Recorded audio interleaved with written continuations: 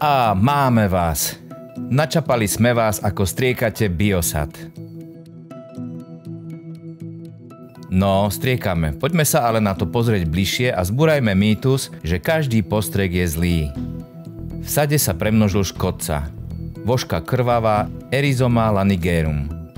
Jej prirodzených nepriateľov, ako sú lienky či zlatóčky, je tento rok málo.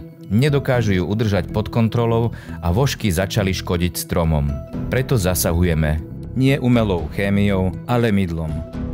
To sa vyrába z rastlinných olejov rovnakým spôsobom ako jemné tekuté mydlá pre ľudí. Neobsahuje ale parfúmy, farbiva ani konzervanty, je biologicky odbúrateľné a šetrné k prírode. Mydlový postrek lienkam neublíži. Lienky majú pevný chytinový pancier, ktorý ich chráni.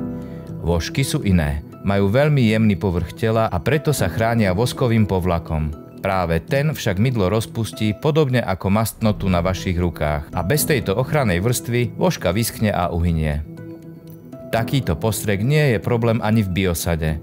Je to súčasť zodpovedného ekologického pestovania.